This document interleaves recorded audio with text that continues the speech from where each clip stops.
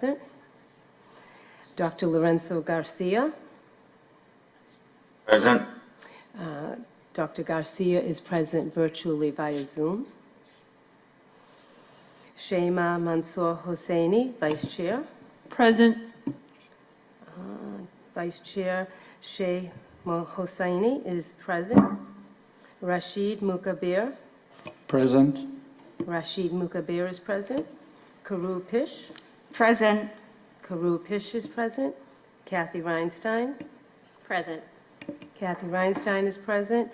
And I am Janine Grillo-Mara, the chair, and I am present. Janine, I'm present too. This is Lynn Alexis. I'm on Zoom. I'm not sure if I missed my role. We called you at the beginning, Lynn, and we saw you on Zoom, so I had commented for the record that you were here on Zoom, but thank you for speaking up so we can hear your voice. Thank you. So for those of you that aren't familiar, we usually start our meetings with a few minutes of settling and arriving so that we can be as fully present as possible for the meeting. So I invite you, wherever you are, to get comfortable, sitting or standing. You can close your eyes or keep them open.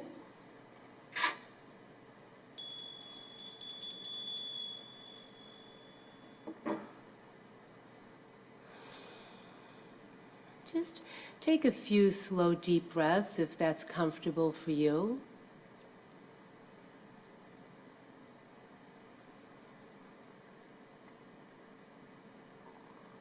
Just feel the way that you're sitting or standing.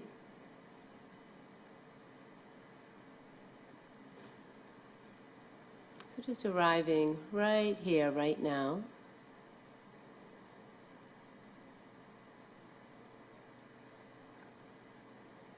And notice any residue from the day in your sort of physical body or your emotional, mental body. And there might be some stickiness. Just see if you can make space for whatever's here.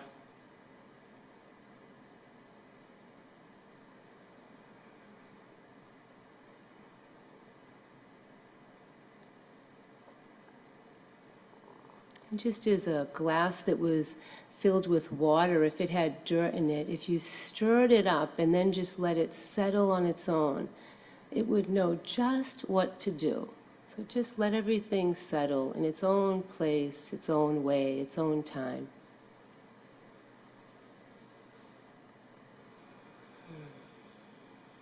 So just sitting, just breathing, just being.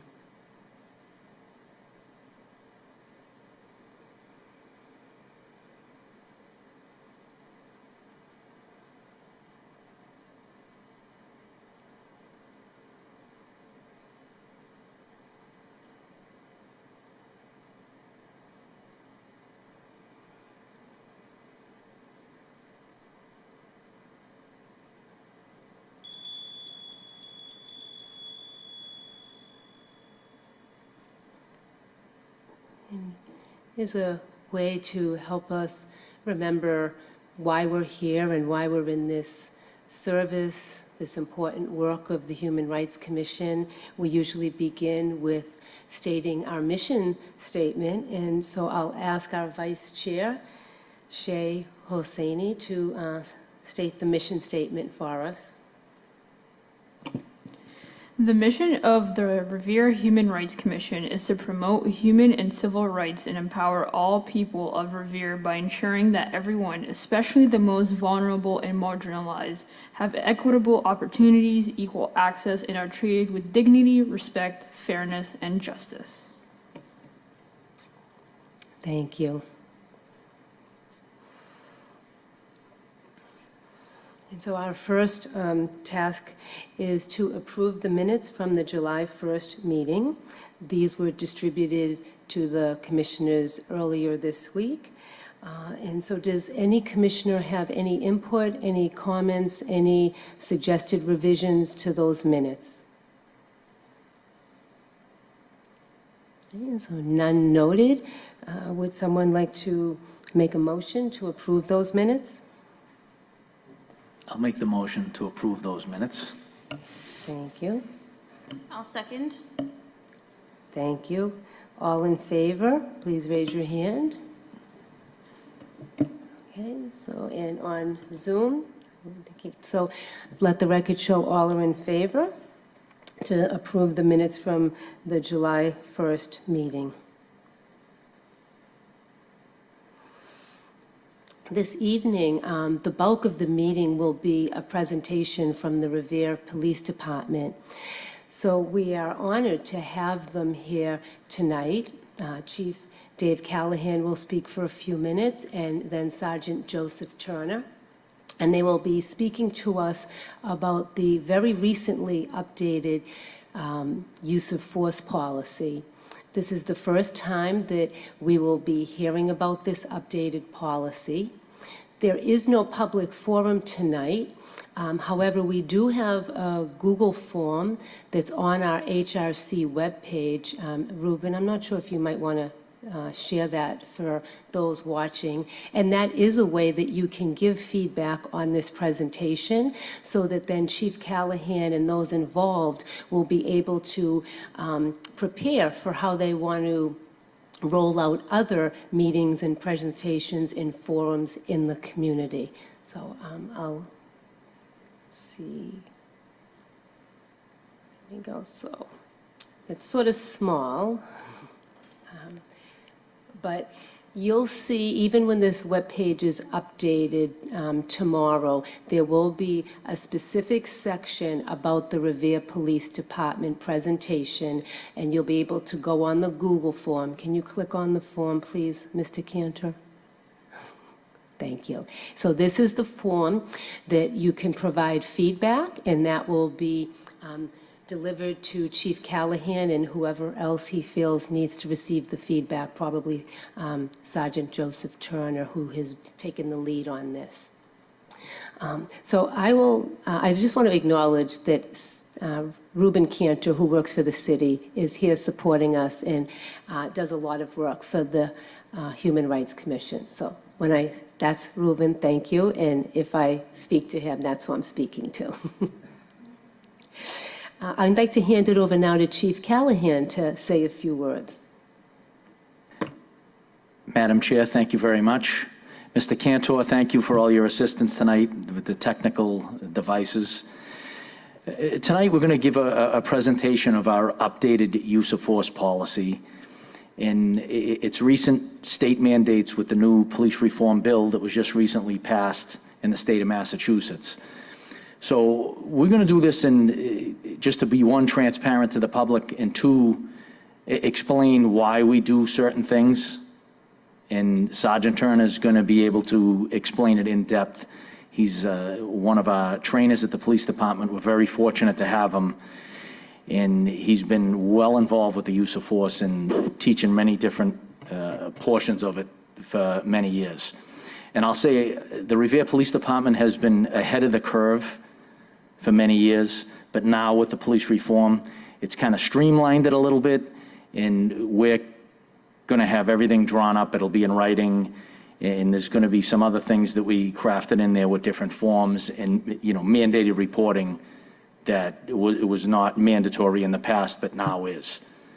So I'm going to open up the discussion with Mr. Turner. He's going to give a presentation in a few moments, and there's a PowerPoint, and there's a lot of detail and stuff, so people can just sit, read it, take it in, and then whatever questions you have, we'll be more than welcome to answer them.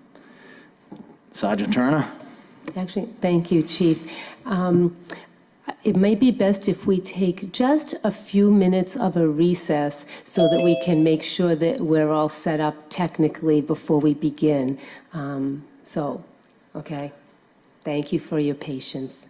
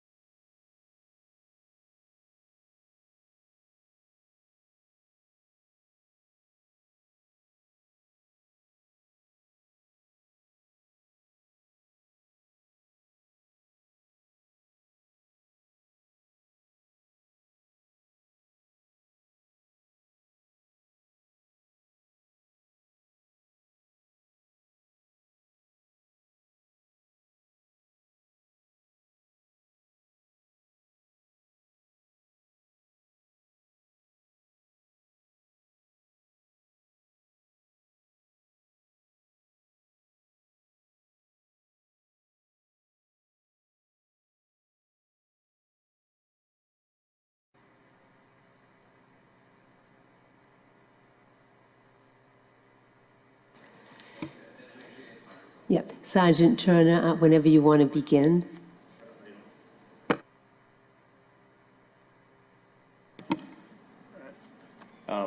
First off, I want to say thank you very much. It literally is an honor to be here. One of the bigger issues I've seen in law enforcement, if you look back to the history of law enforcement, is we failed for decades to give information. And the fact that I'm sitting here right now is the progress that we need. So back in the day, law enforcement was more like, oh, we know what we're doing. The public doesn't need to know. Just do what we tell you to do.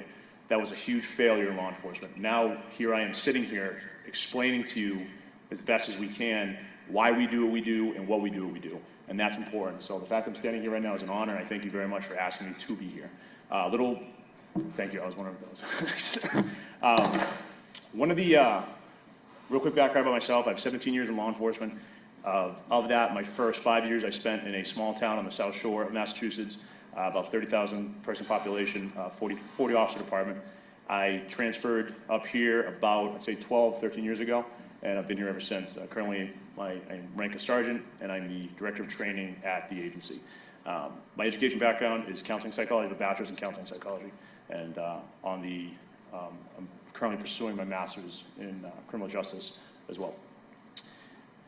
My presentation is going to cover two major components. First is an understanding of what use of force is, and that's, I think, for you to understand our policy, understand why, what is authorized at a given time, what we can do at a given time. You have to understand what we're talking about when we talk about force and the overlying, basically, book that an officer follows for training. After I go through that, I'll step into the policy and basically the additions and the upgrades we have made to the policy to follow current protocols and good practices. So I'll just get going. First and foremost, what is use of force? For the definition of use of force, what we say is the amount of effort required by police to compel compliance from an unwilling individual. An easy way to explain that is the amount of physical effort required to compel, repel, or restrain. Basically, when we use force, the term that we focus on with officers, whenever we use force, we're trying to stop something. We're trying to stop an act, or we're trying to stop some form of defiance of law. So a good analogy I have for a very simple understanding of stop is, say a police officer goes into a restaurant establishment and there's an intoxicated patron at the bar. The establishment is asked that that patron leave that bar. That patron refuses to leave. The patron staying present in that bar, staying present inside that establishment, that is a defiance of law. They're defying the law. That private establishment has the right, if that person is being unruly, to ask that person to leave. And as police officers, we have to affect that maintenance of the peace. If that person stays and defies that, we have to stop that defiance. At that level, we call that, there's two forms of resistance, active resistance and passive resistance. We would just call that passive resistance. Our officers are trained to do a simple, just basically take a hold of their arm and escort them out. Things can go beyond that or stay that way, but that's a simple explanation of stop. That's all we're trying to do. That extends all the way up to what we refer to as a lethal force encounter, where we have someone trying to take someone else's life. Officers using force in that moment, they're trying to stop that act of somebody trying to take somebody else's life. So all force falls within that term of stop. We're trying to stop something. When we judge officers' use of force, and this goes into policy, across the country, use of force, for the most part in law enforcement, is guided and judged by the court case, U.S. Supreme Court case of Graham versus Connor. Graham versus Connor gives us what's called the reasonableness standard. The reasonableness standard basically states this, that an officer's use of force will be judged along the lines of what other reasonable officers do the same thing. And it's important to understand what the wording is. The wording does not say what another reasonable person would do. It's what a reasonable officer would do. And the Supreme Court, in their decision, stated that you can't judge an officer's use of force by perfect 20/20 hindsight vision. So we can't Monday morning quarterback it. We can't sit here in an office or at the coffee shop and say, oh, well, I wouldn't have done that. What's it like to be that police officer in that moment, given those sets of circumstances? And that is what created the reasonableness standard. The actual court case of Graham versus Connor was a very simple case of a police officer was parked at an intersection watching a store that actually had a very high rate of armed robberies.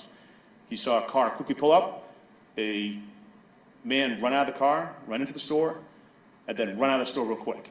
A reasonable police officer would say, that doesn't look right. Why did he run in so fast like that and run out so fast, acting erratically? He goes and pulls the car over. There's an interaction between him and the subject becomes combative and fights him. What the officer did not know at the time, so during the fight, the subject got injured a little bit. The officer did not know he was having a diabetic reaction. He had run into the store real quick to get a bottle of juice so that he could balance out his sugar. The officer did not know that, and when the officer actually encountered him, the subject had gone into a deficient state and was acting so erratic, the officer couldn't figure out what the issue was, and when the subject started striking the officer defended himself. That looks bad when you're like, you just beat up a person that has diabetes, that's wrong. But the officer's like, the given circumstances I had, I didn't know what the truth was. The court's ruled that's reasonable. How is he supposed to know that? And that's where the reasonable standard comes from. And by the way, anybody that's legalese, I didn't do that case, great justice, but please research that case on your own. It is a hallmark of law enforcement use of force. We use our policies forever, and going forward, until that court case is ever changed, we'll wrap around that court case and establish that reasonable force is the tenet of what 800,000 police officers across the United States and the Revere Police Department will follow. Did our officers use a reasonable level of force? What is reasonable? First and foremost, the severity of the crime at issue. This is important. This is something that we're really focusing on a lot with our officers, and we kind of use this as common sense. So how invested are you to make a big deal? So we'd like to say this: what is the government's interest in the moment? So if someone jaywalks across the street, what's the government, is that against the law? Yes, that is a violation of Massachusetts general law. You cannot jaywalk across the street, which means you cannot walk across the street in an unapproved corridor, which would be a crosswalk. Police officer sees somebody jaywalk. Can a police officer stop that person? They can stop that person, and they can interact with that person. The issue is this, though: what happens if that person becomes resistant?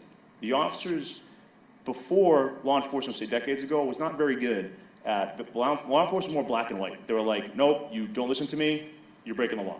We now are getting much better in law enforcement, not just the Revere Police Department, but across the board. 800,000 of us across this country are getting better at teaching our officers common sense with this stuff and saying, listen, you have to pick your battles, all right? That person, an active shooter situation, I'm going to follow the book and do everything I have to do quickly and efficiently to stop that problem. The person on the street that I stop for a minor violation like that, they can get maybe a little bit more slack, all right? Because, you know, something, maybe they're having a bad day, maybe they're in a rush, maybe they're late for work.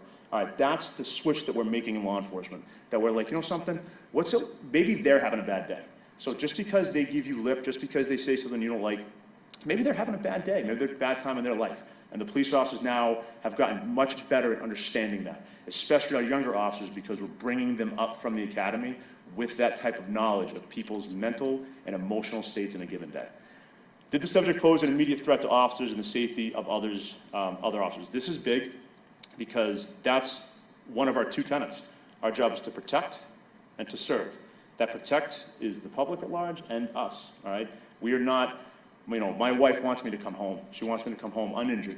If someone's trying to hurt me, I'm going to take action to prevent that hurt on me. If someone's trying to hurt you, I'm going to take action to stop that. If they're an immediate threat, we have to act. If they're not an immediate threat, then we need to incorporate better steps to keep any immediate threat from occurring. Was the subject resisting arrest or attempting flight? That's obviously important. If the person is subject to arrest and they try to flee from us, it's reasonable for us to stop that. Was time available for other practical options? We're going to talk about de-escalation in a minute. This is what we're talking about. If time is available, we need to use that time. All right, we need to not be in a rush. All right, the fact is this: we're police officers. That's a job. We're getting paid. All right, we have a patch on our shoulder that says the Revere Police Department. If I'm in the city of Revere getting paid, all right, I am at the public's disposal. All right, if that incident takes me 8 hours to de-escalate that incident, then it takes me 8 hours to de-escalate that incident. All right, and that's again something we are getting much better at. Extenuating circumstances, third parties, weather, location, etc. This is something that people don't realize is a huge factor. If I'm in a fight with someone on the street, if I'm in a physical encounter with somebody on the street, right now, if it's out here on Broadway, I have the benefit of good footing, no equipment on me, anything like that. I have access to all my less lethal tools. It's easy for me to engage that person, follow my training, and effectively apply force. Now let's fast forward to February. Same location, same person, same officer. We're in February. It's 1 feet of snow, ice on the ground. I have a jacket on that's covering my equipment. Things have changed now. all right? And this can be a significant issue. Rain, significant issue. Now, another example, say a party comes into this room right now, and he starts causing a disturbance. It's just me in that party. You are the third parties present. You are not a threat to me in this room. You are not a threat to me. We're good to go. I'm going to deal force accordingly with that person with just that mentality of 1 versus 1. Now, let's switch to one of the multiple bars or lounges or clubs we have in this city.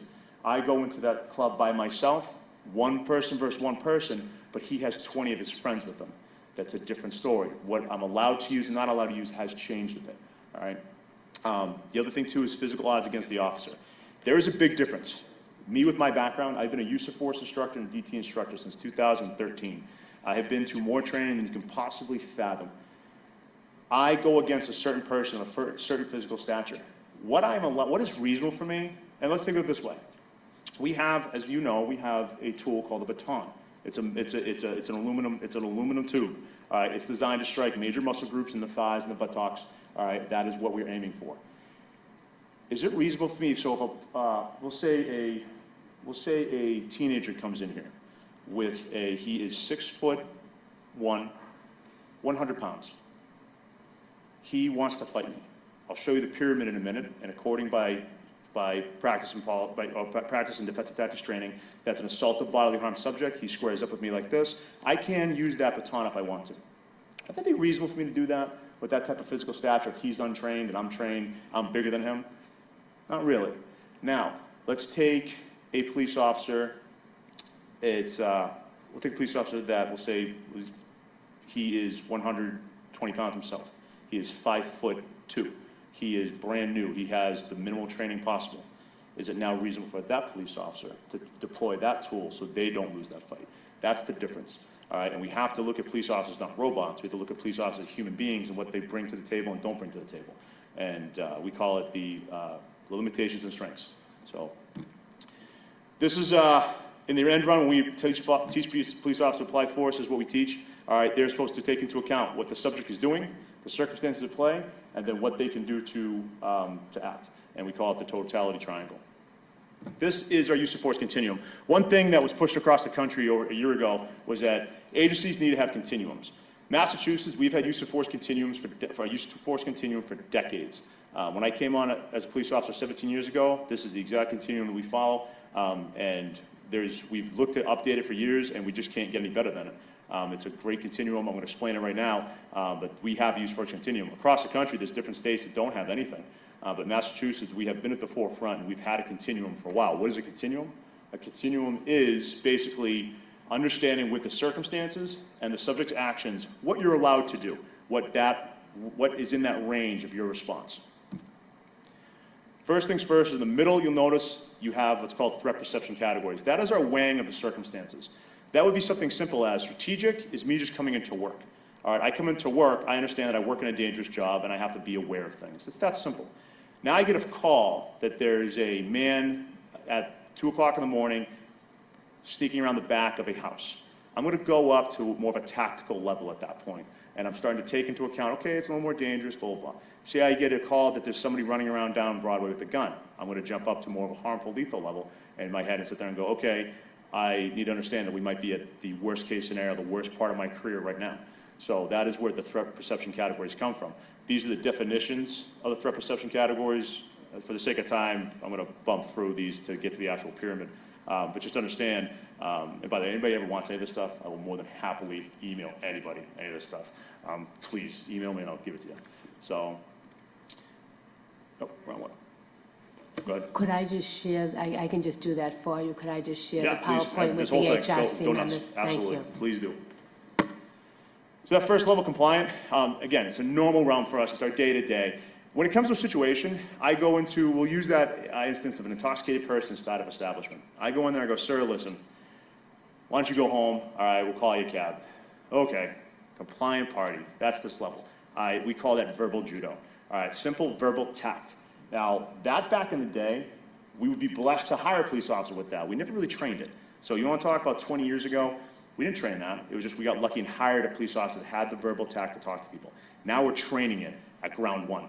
All right, police officer in the academy, we're teaching them these skills. Verbal judo goes into de-escalation.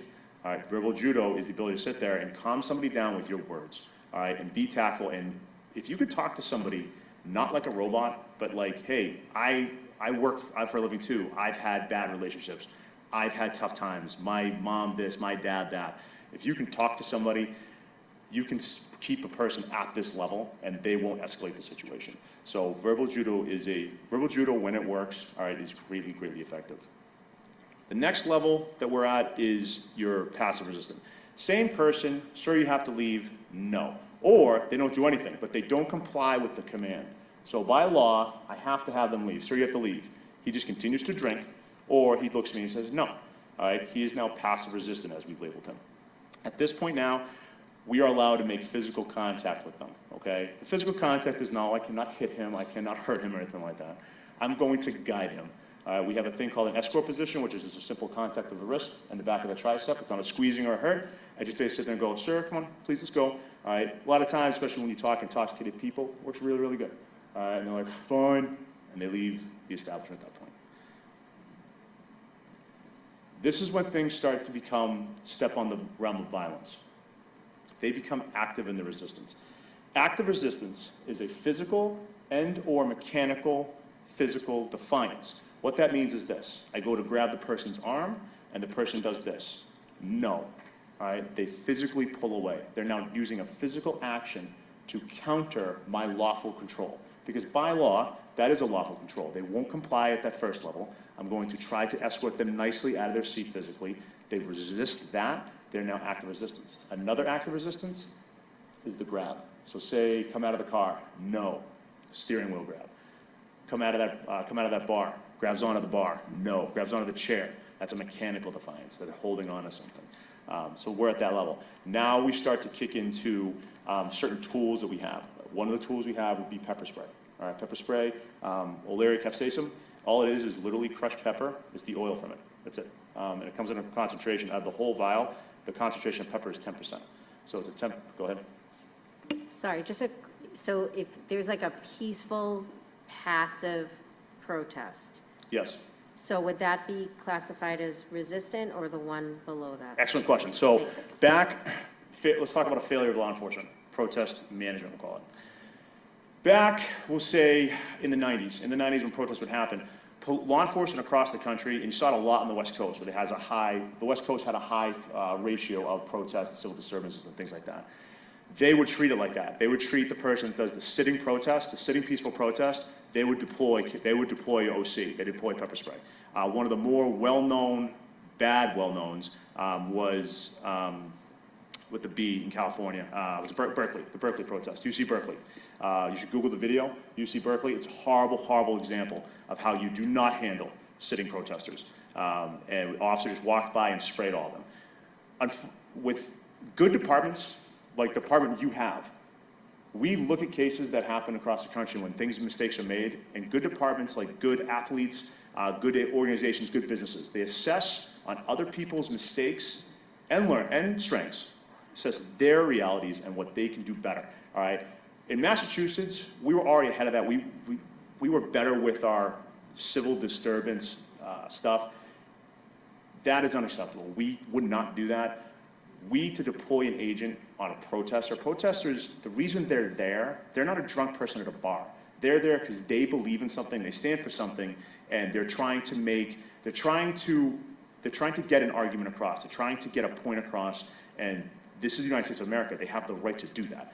And they need to do so peacefully, but they have a right to do that. So we are getting better, and actually in our policy now, we have a section dedicated for the first time ever to mass disturbances and how to handle them. That is thanks to the Reform Act that we've included that now, and how to be better and define that line of like, are they there to loot and burn, or are they there to get a message out?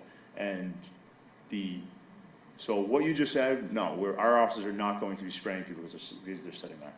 That doesn't work that way for the Revere Police Department or any department in this area for that matter. Thank you very much for explaining that. Appreciate it. No problem.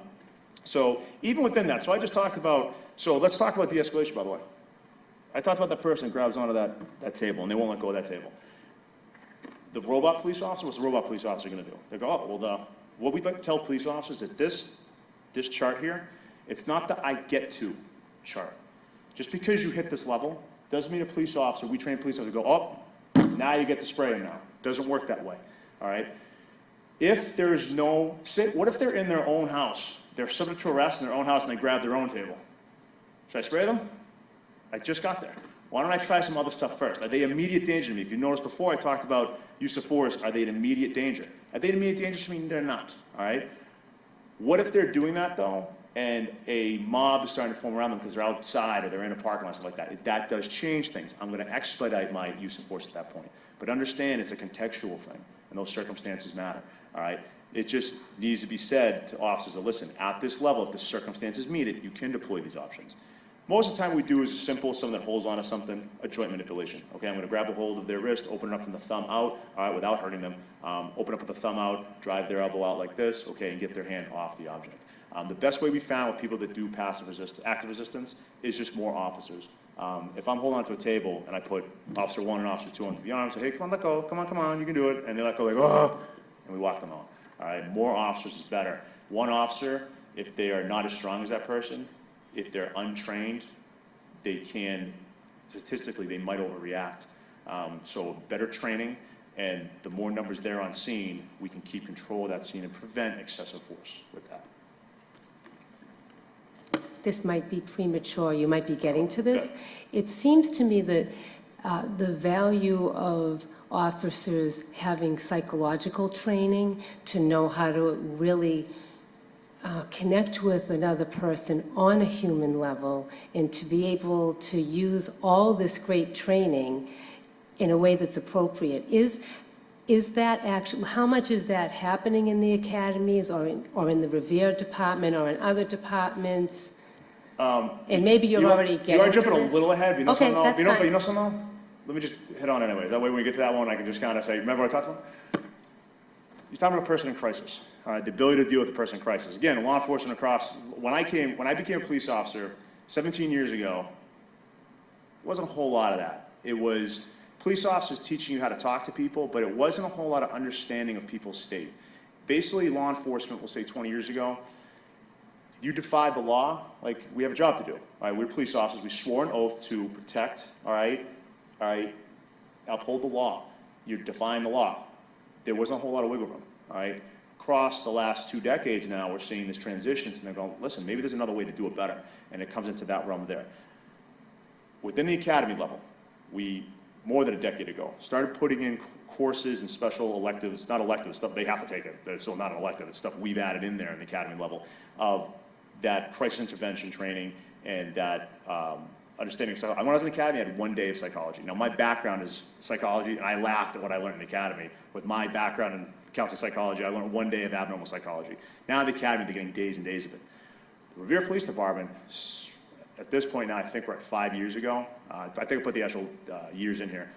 About 5 years now, we've been sending our officers what's called CIT, Crisis Intervention Training. It's a 1-week course that they get in how to mitigate people in crisis and how to talk to them. I have had great feedback from officers. We can only send so many at a time because it's run by Massachusetts Department of Mental Health, and it's so sought after. We can only get about 1 to 3 officers per class in there, and they offer about 5 classes a year. So at this point now, the Revere Police Department, we're about halfway through. A little less than half, I'd say, of our personnel have gone to the class. And I have my list of those who have not gone, and slowly but surely I pick away at that and send them along to the course. That is our steadfast mission to get that done. That doesn't account for all the other courses we send people to. I just sent a sergeant and a patrol officer to a new one that came out called motivational interviewing. Motivational interviewing, it was a five block course of 4 hours. And I sent it because it was offered to us, and I jump at, our agency, we jump at any of this mental health stuff, and officers want it, because officers are like, I need more resources given to me. So they're like, Joe, can I go to this? Joe, can I go to that? And it's all of that realm of that mental health stuff. And they're like, how to talk to people. Like, I'm not good at talking to people. It's something I can go to. Not a problem. Let me send you this. So we sent them the motivational interviewing. The feedback we got was immense. And what they did, they're like, how to talk to someone. So a great example. Someone sits there and goes, you don't understand because you haven't been there. Officers can make a simple mistake in how they communicate by sitting there going, no, I do understand. that can actually infuriate somebody. That can infuriate somebody to sit there and go, hey, I just got divorced. Now me, I have been divorced in my past, all right? Just because you have been and I tell you that doesn't necessarily mean I'm gonna connect with you. This class taught these officers how to communicate, letting them know they understood without patronizing them. That's valuable training. That's where law enforcement, we started to realize this more than a decade ago. But now with what's going on, we realize we need to push this, and we need to push this hard. And our department, I'm not gonna toot our own horn, but we've been doing this. We've been sending our people to this stuff. CIT was our start years ago, and now there's so many offerings, it's hard not to send people to stuff. It's something comes up and it's like, hey, go to this, 2 officers to this, 5 officers to that, and we just spread it out as much as we can.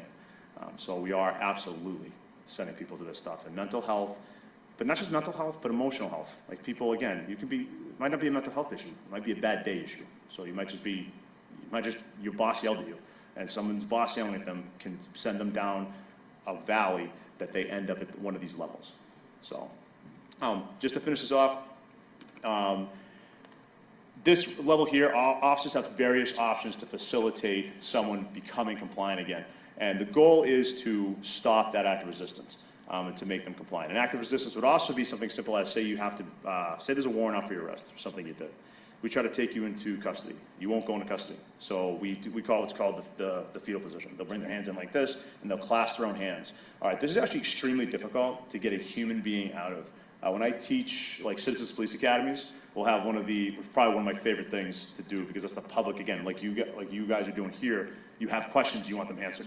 Public comes into a citizens police academy, it's the greatest thing there is because they ask the questions that everyone is wondering because what they saw on TV or they've always wanted to know, and now we get to answer them. But we'll take somebody, we'll have them do this, and trying to have somebody pry your hands apart is very, very hard. It's a gable grip. It's very hard to release this when you don't want to go to jail. That is an active resistant person. All right, there's simple things we can do. You can use the stuff, you can use the tools, you can try to verbally de-escalate them, and sometimes they're going to continue to resist no matter what you say. All right, and we'll try joint manipulations and things like that, but that is the same thing as an active resistant person. Oh, sorry, I have a question before you move on. So if you are in a position of active resistance, and referring back to the diabetes case that you mentioned previously, do you think, does the police, I'm pretty sure, I understand that you guys aren't EMTs to get extensive medical training, but has there been measures in place for police officers to get some sort of idea, just so if you guys do go across a similar case to the diabetes case, you know that this person's actively resisting because they're not in control of their body because of some sort of medical condition? So, go ahead. did I cut you off? No, you're good. So, great question. So officers medical training, state of Massachusetts, we all have to be first responder certified. In the academy, it's an initial 1-week course, and yearly we have to get an additional 8 hours of that training. And first responder is about medical. It's very fundamental medical though, and you have to understand that first responder, you're talking 8 hours a year, they're cramming a lot into that one day to train us. We learn about things like sugar deficiency, issues with insulin and things like that. Regardless of actual recognizing, the thing that makes you be able to recognize that is experience. And that's where things like the field training program. Our Revere Police Department, we have a 3-month field training program. A lot of departments have 2 months. We push for 3 months. And that is the time when the officer graduates the academy, and it's assigned to a senior officer, and they train with them in the car for 3 months. And that officer starts to extend that understanding of issues. Because that's what you just talked about is one of a gazillion times when a newer officer won't recognize those signs. Doing this for 17 years, I can tell you real quick, what's the number one thing when someone sees someone that's in diabetic issue? What do they think they are? When they're having a diabetic issue not making any sense, what do they think is wrong with them? They're under the influence of drugs or alcohol. And it's a go-to. Newer officers are automatically going to default to that. They're going to automatically say, oh, they must be intoxicated or under the influence. Me, in my experience, you have to smell. Do they smell of alcohol? My first trigger that we might be having a medical issue, not that, is that, but that's because experience. When I was newer, thought someone was intoxicated and they weren't. They're having a diabetic reaction. You walk up to a car and they're in the car and they're acting weird, you're like, oh, that's been an influence. Only by experience did I learn that. Officers need to just be exposed to it. And we need to continue to teach each other. My experience, if I can shed that off onto other officers, they'll learn that. Teaching them, the only way you could probably teach them is even It's like, you could do videos, but even videos wouldn't do justice. A video of an intoxicated person and a person with diabetic reaction, they're gonna look the same. And we're not doctors, and that's the problem. And that, like, we're trained, there's so much training. Police officers back in the day used to swear in with the mayor, they gave you your badge and your gun right there, and you went off and you worked. That was back hundreds of years ago. Now, we get 6 months of initial training, but within those 6 months, there's so much they have to teach you. So experience is the king teacher in that. And it's up to good agencies and good police officers to shed that wealth of knowledge onto others so that those mistakes aren't made. And there's times you come up and an officer says, hey, he must be intoxicated. A senior officer comes up and goes, hey, hold on a second. He might be having a problem. Or they notice something simple like he's got a patch on. All right, he's got a patch on, or they look and they see the bottle of juice in the car. That's where the experienced officer starts to trigger and go, wait a minute, all right, something's off on this one. But we try to train everything we can, but we can't get to everything. But we do the best we can. That being said, to say the person is having, we know they're having a diabetic issue. Yes, when it comes to force, notice what I just said, it's not a I get to chart, all right, it's options. Would it be, so what I told you about reasonableness, would it be reasonable if I suspect they're having a diabetic reaction and they're flailing, is it reasonable for me to use some of my more aggressive tools? Absolutely not. It's absolutely not reasonable. We've been training that to our officers for a very long time. At that point, that is not reasonable. All right, we need to give them, maybe we might need to restrain them and hold them down, all right, as best we can so they don't hurt themselves, like someone's having an epileptic seizure is a good example. Just make sure they don't hit anything, all right, and get them medical help as quickly as possible. So, good question. Sergeant, a question. This is Lynn. I'm observing via Zoom. So, yes. Okay, so with respect to physicality and going back to reasonableness, is there a standard of the requirement that an officer has to meet physically? Because if we're going back to that example that you used with the 100-pound officer, obviously with his physical limitations, he'd be more enthusiastic to use other type of force. That another seasoned and more trained officer would not. So is there like a standard? Is there like a height and weight standard? Is there like a, training type of standard that they should be able to, control a certain type of suspect? Or is there a measure that certain officers aren't called to certain calls if they haven't meet a specific requirement? Like how does the police force mitigate those type of occurrences? That is a phenomenal question, and that is a question, if I'm being 100% honest, that we within law enforcement, we within training, and again, this is not just us, this is an issue that is brought up across this country. That is something that, in my opinion, in my professional opinion, is a problem in law enforcement. It's, in the state of Massachusetts, to become a police officer, you have to pass what's called a PAT, a physical abilities test. It's very simple. It's run by the Civil Service Commission, and it requires you to just make a lap time around an obstacle course.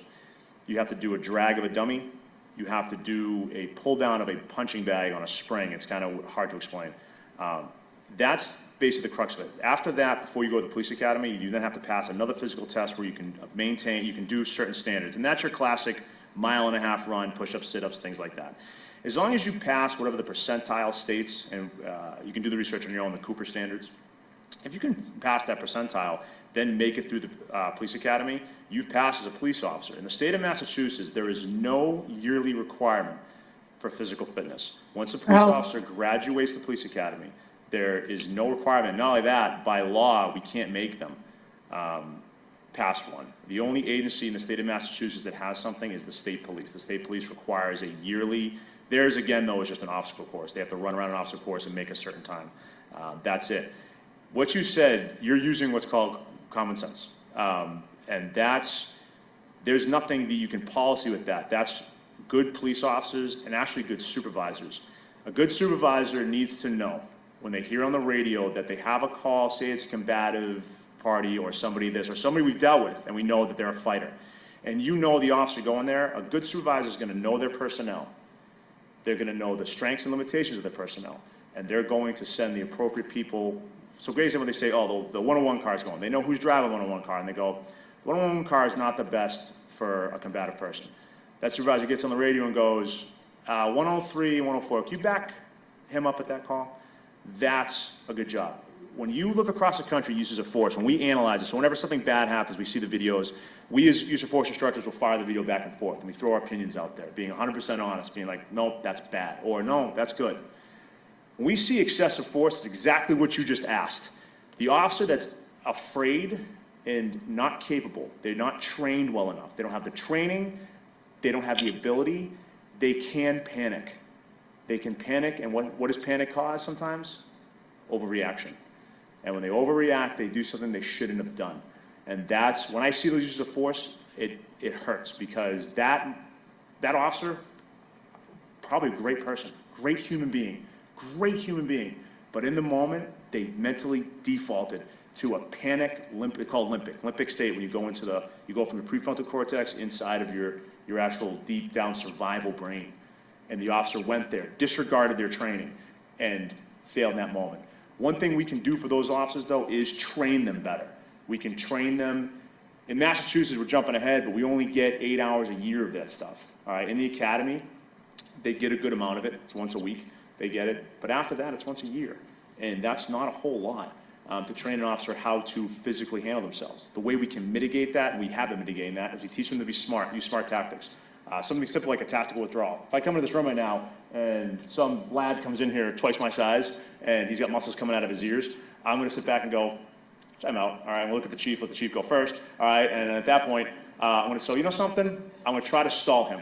I'm going to tactically stall, we call it. I'm going to go, hey, buddy, hold on a second. I'm not going to jump into that fight. With my experience, I know I'm going to lose. And that's fine to know that. I don't have an ego like that. I know that I'm going to lose that fight, so what I'm going to do, get on the radio, say, I need some more officers here now. I'm going to try to stall him as long as I can until those officers show up, and then we can hopefully mitigate that problem then. If I have an ego problem, an officer has an ego problem, they step in, they go, hold back, I got this. That's the problem. That's when you see excessive force across the country. The good thing about this is you have a city department. We have the numbers. So right now on the street right now, you have about 10 police officers, 8 to 10 police officers driving around. You go out west, say you go to like a county, you go to a county where you have 4 police officers patrolling 400 square miles. That's when that officer's by himself or herself at a call. And we can see bad uses of force in those instances where the officer's like, I'm by myself, I have to do something. And so I hope I somewhat answered your question as best I could. You did, thank you. Sergeant Turner, I have a question Yes. right here. My question is, do you have like biases training or cultural maturity training so that officers don't treat one race different than others when they're using force? We call it implicit bias training, is what we call it. In implicit bias training, Massachusetts, it has been a standard, it's been, I'd say every other year, it's been a mandated standard. So we send officers to 1 week of in-service a year. Within that is different subjects. We get 8 hours of first responder, they get 8 hours of defensive tactics, and then there's like some specialty areas where they get 4 and 4. That would be one of the ones where they get 4 hours of the implicit bias training to understand what bias is, how we just did it, I believe, right before COVID we did it, if I remember correctly. I could be wrong. But one thing I remember from that is that it's good, they did a good job because they taught police officers that, listen, don't think that we're calling you a biased person, because you sit there and you say, you're biased. And I go, no, I'm not. I'm not. I wasn't raised like that. I was raised by a good mom. They're like, no, that might be subconscious. And they explain what that is, and they did a good job explaining that your past experiences in your life that you don't realize, it can bias you a little bit in certain decisions you make and how you in the moment view a person. And we get caught in society with the simple explanation of black versus white or religion. Well, a bias could be something as simple as not understanding somebody's down and out. All right, something as simple as, a great example is this. Your police officers are very understanding of people with addiction issues. All right, how many people in society do you know? They look at people on the side of the street like that, and they go, and they look at them just disgusted. All right, people with substance abuse, because they themselves have never experienced that in their families. All right, police officers, we've gotten so much training on that. We deal with those people so much. Those are good people. When you arrest somebody that has robbed somebody else, and you get them back to the station, and you look at their record, and you realize they spent 30 years being a law-abiding, good person, and then all of a sudden they start breaking the law, and you ask them, like, what happened? Like, I started abusing this pill or that pill. And you're like, oh. And you learn that story, that creates an understanding with me. So it's not just about those biases. And that training that they got, they learned all those biases from race, biases of religion, and the subconscious and the conscious. And this year, they're actually offering bias instructor courses. So I actually was just sent to use of force bias instructor in regards to instructing officers about using force unbiasedly and how that you can accidentally deploy maybe more force against one person or another based on your subconscious biases. So that, the state, we don't even have to do anything because the state's already taken that ball and running with it. How do you measure biases? So when it comes to measuring, at the end, we're going to talk about our changes to our policy. The only way, so I'm back on psychology, statistics are king, numbers and math. And that's the only way we can measure whether we're doing it right, not doing it right, things like that. When it comes to our use of force, up until now, we were doing it more of a traditional manner, which is we just wrote about it in words. We're now switched over to actual statistically analytical form that we can actually count race, creed, all that, what force was used, and we can watch for patterns. We can watch for patterns, see if there's issues of that nature. Is that kind of what you're asking? Yeah. Yes. Okay. And I'll explain more of that in a minute because I'm excited about that. And we actually just got good news the other day for a program that we're going to get. So I'll talk about that. I promise. It's good. So. Can I ask one more? Yes. So, presumably everyone wants to go to work and everyone wants the job of police officer. But as you mentioned, things have changed a lot in the last couple of years. So I'm curious how you're handling morale, any resistance to this, and because really it's only as good as your men and women, right, who embrace it and act it out. So I'm just, that piece I'd like to know more about. Best way for me to explain this, to be 100% honest, and from a personal standpoint, I always wanted to be a police officer. I truly love. I remember what it was like when I became a police officer. I was emotional about it, and it's the greatest job I could have ever imagined having. You have to understand what it feels like to literally deal with a human being in a given day and have something that you actually fixed. Now, understand, there's a lot we can't fix. There's a lot you don't fix. There's a lot you walk away and you know it's going to happen again. But when you actually do something where you saved somebody, or you got somebody help, and it could be something as cool as like I got an illegal gun off the street. I got a gun off the street and I stopped a bad person who's going to go hurt somebody else. That's easy to say. That's awesome. Something as simple as my car is broken down the side of the road and the tow truck is trying to charge them too much money. But I know there's a simple, quick fix to get them to a parking lot right down the street that they don't have to pay for that. That made that person's day. All right, and that's an awesome thing. With what has happened recently, it has caused me to lose a lot of my passion to a degree, and it hurts. We active members, we do feel hurt because we feel we haven't had this moment right here. We haven't had this moment to sit here in this room and talk and answer your questions. When I was asked, do you mind if we ask questions? That was the most exciting question before I even started talking. Because I'm like, that's the only way we go forward is by people ask these questions. There's nothing worse than you see something on TV, or even our own friends and family. They say things without having ever asked us. I'm like, why don't you ask us? My family knows my deep background with this and that I go across the country and teach this stuff. And they make an opinion without asking my opinion and asking my experience. So it hurts our rank and file. So our current body, and this is of the 800, it's not just Revere Police, this is 800,000 police officers. It hurts us. It hurts us how people look at us. And there's officers now that are like, I don't know if I want to do this anymore. And you can't just dismiss that and say, oh, well, toughen up. You have to say, why? Well, no one, like, I feel like everybody looks at us. I feel like I can't go into the coffee shop in my uniform because people are looking at me going like, oh, who's going to beat up today? That's the issue of the current people, the current officers. And again, I'm speaking in my own opinion, but I believe I have a decent finger on their pulse.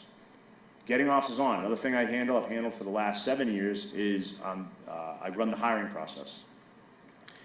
It's becoming difficult. We're having to go very far down our lists to find people. Across the country, if you look at the statistics, agencies are having a significant issue finding people. Right now, the Massachusetts State Police is trying to get more academies going, but they can't fill the seats. They keep having to bump their dates back if their academy starts because no one wants to do it. It's just getting very hard to fill our ranks. And it's getting hard to fill our ranks of good people. And that's the thing, like, so ask yourself this, who do you want to be driving around, who do you want to come to your house when you're having the worst day of your life? Who do you want to come to your house? Do you want the person that wants to do this job and gets that intrinsic motivation to help you? Or do you want the person that couldn't find a better job and we had to default to them because we couldn't find anybody else? That's the two ends of it. So me, I want to do my job, and that's going to be to educate as best I can, and hopefully we can get everybody back on the same page again. If we can make ourselves better to better serve, the public ask more questions, then we can meet together in the middle.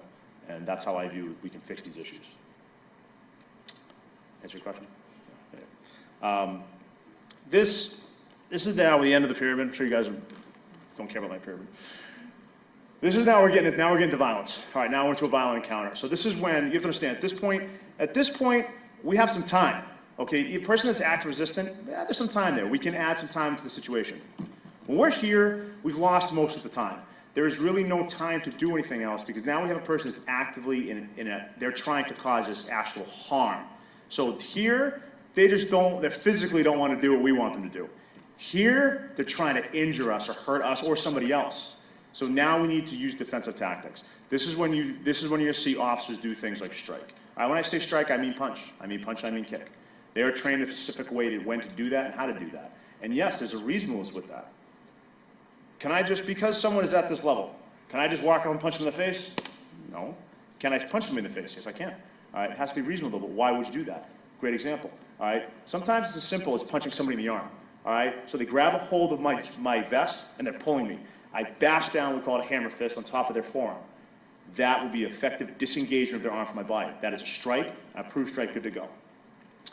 If they're bigger than me and stronger than me, completely good to go. Say they're a 12-year-old kid and they grab a hold of my vest like this and they're trying to pull me. Is that reasonable to punch that kid in the arm?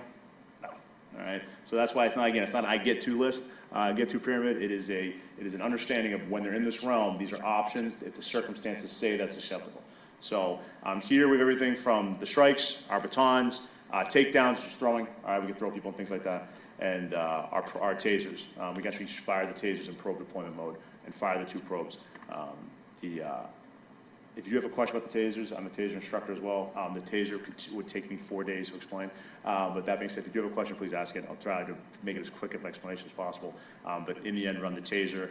What it does is it overloads the muscular system. We're creating what's called NMI, neuromuscular incapacitation. Once you get two probes in, what it does is basically makes the muscles lock. The muscles lock up in the general region of the two probes, which the goal is to affect the person for 5 seconds to not be able to swing or punch against us. And officers are only allowed to deploy that 3 times at a maximum. If it doesn't work, they have to go to a different option. And that's for the person's safety in the end. We don't want to use that device too much on a person. So, and even within taser, even tasers themselves, you're not supposed to use that device unless the person, again, is like, there's a significant issue, like that person's significantly bigger and all my other options wouldn't work, then we can use the taser. So the taser is kind of a last line of this level. This is deadly force. So deadly force is there is no time left. There's no time left. We're into split seconds at this point. Understand this, action will always be reaction. So a good example is like something people don't understand is, say a person has, someone comes in this room right now and they have a firearm at their side and I have my firearm pointed at them. So they have their firearm at their side and I have my firearm pointed at them. Understand that the human brain's ability to, we call it the OODA loop, observe, orient, decide, and act. The ability for me to observe what's going on, orient to what's going on, make a decision what I'm going to do, and then act upon that takes a period of time for your brain to do that. It's within nanoseconds, but it takes a period of time. If you've already made your OODA loop go, and you're already making a decision to raise that firearm and press that trigger, by the time I've observed that, oriented to it, and said, oh my goodness, I have to act upon this, all right, I'm already what we call behind the power curve at that point. So when it comes to use of deadly force and things like that, our officers are always having to play catch up. We can't proactively use deadly force. We're using it in response to the stimulus. Now, don't confuse that with, we don't wait for them to shoot at us. Again, you're gonna shoot at me. We have to articulate, we know they're about to shoot at us. But that's it's such a tough decision to make, and the training within that is immense. We go through an immense amount of training with officers, how to recognize the indicators of a lethal encounter, and it's got to be imminent. And imminent's the big word. It has to be imminent. All right, so a person comes in with a knife, and I'm standing over there, and the person's over there. Is the person with the knife an imminent threat to me when I'm on that side of the room? No, they're not. Now, the person's standing here, and I'm here. Are they an imminent threat to me with the knife? Yes. So great example with knives, we teach our officers how to put objects between themselves and the other person. So in this room is great. I'd be on the inside, I'd be with the chief. I'd go climb the chief again, send the chief in front of me, it'd be a lot easier. All right, and the person with the knife stays over there. All right, so that I put physical objects between me and the person. That's how the officer prevents this level from becoming an immediate threat. So that's our deadly force. Talk a little more about deadly force with our policy and kind of the ramifications for that. Officer training, you have to be able to go up and go down. Just because somebody came at me, so great example, someone comes at me and they fight me, and they punch me a couple times, I punch them, and I'm able to I hit them in the face, and we call it momentary incapacitation, all right? So they get dizzy, they fall on the ground. They then, on the ground, they're not trying to get up, they're not trying to strike me. Are they still an assaulted person now? No. So can I continue to punch them? No. All right? They were assaultive, but they're not assaultive anymore. So once they've switched levels, I have to come back down my level. I can't stay at here when it was okay, when they have now gone to here. If they've gone to here, I have to come back down to here. And that's a huge tenet of what we teach police officers. Hey, listen, come back down. At this point, you can't stay at that level just because you were there for a moment. We make sure we focus. While this is all cute and perfectly colored and lined, in real life it's gray. All right, things can kind of be in between. It takes officers' experience to learn that and figure out, hey, listen, maybe this is that, or maybe I don't have to do it that high, or maybe I do have to step up a notch. De-escalation. De-escalation involves the use of techniques to reduce the intensity of encounter with the subject and enable an officer to have additional options to gain voluntary compliance or mitigate the need to use a higher level of force while maintaining control of a situation. This is just simply not running into things. All right, is what de-escalation is. De-escalation, we have used de-escalation forever. But know what it was? It was good police officers. It was just, I already explained it. It's good police officers just being good police officers, having to talk to a human being. But we didn't have a term for it. We didn't know how to call it. We said, we call it being a good cop, is what we called it. Now we have a term for it, and now we have training for it. So now we have de-escalation training.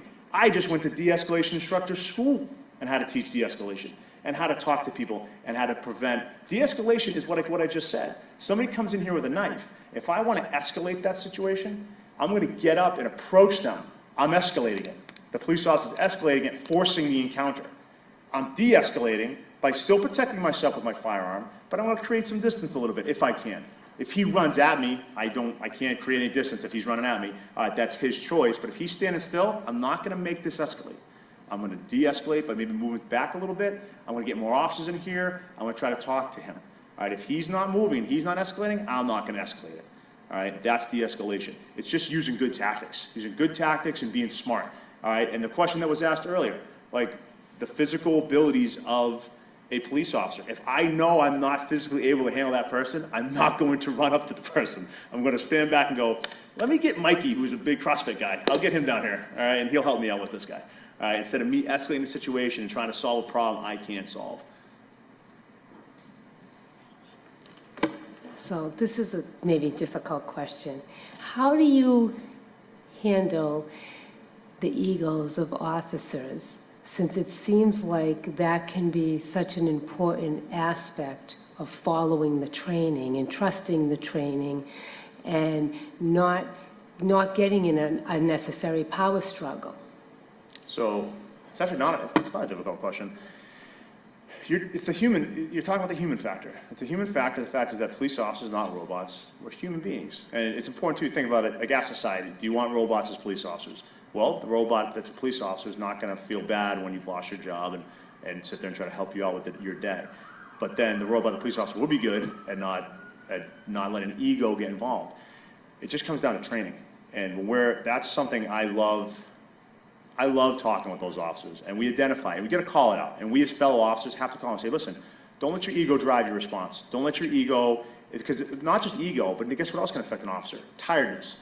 All right, officer, when it's 4 o'clock in the morning and say you just switched shifts, you used to be a day shift guy, now you're a midnight guy, and you just had a new baby.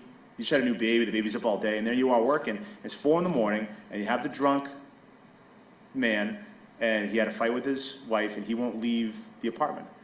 And you're getting frustrated, and you're getting angry, and because you're tired. How do you train that? How do you train them not to do that? You just got to continue to talk about it. And we talk about it. We talk about it in training. What I like to do, I'm big in videos. Videos, when you could see somebody doing it right and doing it wrong, it gives you context. So we show officers, we're like, how many think this is good? And like it was a video that's like, it's a good use of force. Officer's like, yeah, I think it's good. Exactly. This is a representation of good use of force. Then I'll show bad ones. I'll show ones where the officer, you let the emotion drive the train. And I was like, is this good? And I love my people, our people, we got 105 plus police officers. They love DT video stuff because they get to make their comments and they're like, and sometimes you will get the officer that every now and then an officer will go, I don't see the problem with it. That's good that they were honest. I'm like, okay, but it is a problem. This is why. All right, they're like, well, yeah, but how long are they supposed to wait around? Our officers, so we start teaching de-escalation. We started teaching Revere probably about 5 or 7 years ago. We started, 5 years ago, we really got into it. 7 years ago, we started touching upon it. You get that pushback from, I say more veteran officers. They're like, well, how long are we going to wait? How long are we going to wait? Culturally speaking, we've now flipped that switch, and now officers understand, like, listen, I'm getting paid, so if I have to wait, to prevent force, if possible, if that person isn't escalating to become an imminent threat, then I guess we're going to wait here longer. And not only that, administrations now have caught on, because now you have bosses. Before, bosses would be like, hurry up and clear that call. Like, we don't have time for you to be there all day. Supervisors now, without a doubt in the Revere Police Department, but across the board, are like, however long you need. Do you need another officer there? I'll give you another officer. I'll call overtime if I have to. We're at that point now. We're like, listen, if we need to get more people there, fine. Don't let the ego drive your response. And all we can do is train and talk about it. And because we're humans, so. Sergeant, I have a question and also an observations and a comment too, if you'd allow. I just want to say that I'm super encouraged to hear the purpose behind and the intent behind your service.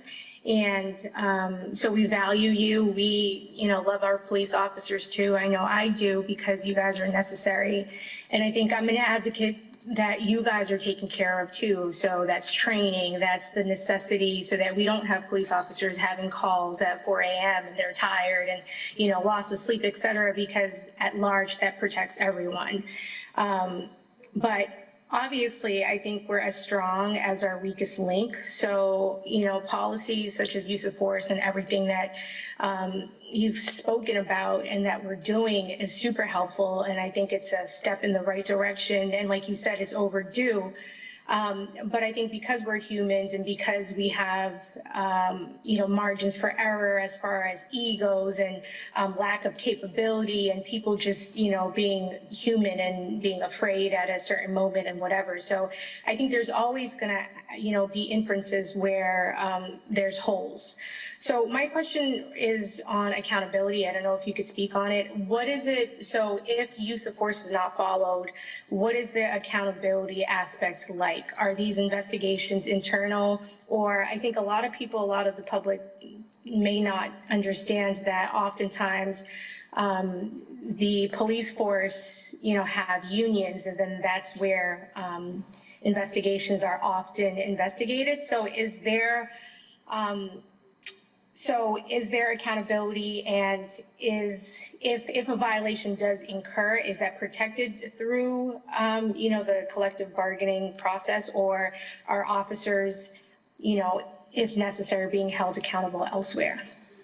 So I'm going to jump ahead to answer your question. So just to understand, we'll get to this again when we talk about our use of force reporting. One good thing with our use of force reporting is, but up until now, so the question initially before this one was about ego. So an officer has they let ego drive the train. How bad was it just bad style? Was it just not that egregious of what they did? They just didn't handle the call the best the way possible? Or did they actually commit an offense? They committed a legitimate offense or not? Did they use too much force? Up until now, we didn't have a quantitative way to make sure we're monitoring our personnel, even on the individual level, to see if we have certain members that they're not following the training, that either they need additional training or they're becoming a disciplinary issue because they cannot appropriately use force. Up until now, we didn't have any means, we didn't know how to do it. Now with new use of force reporting and the fact that we're going into an actual statistically and now analytical way of looking at our use of force, and with the new program that we're looking to go to, we can actually get alerted when an officer, by simple statistics, there's an issue, that an officer is using too much force unnecessarily and that we might have a problem growing. So look at that as kind of an early warning system.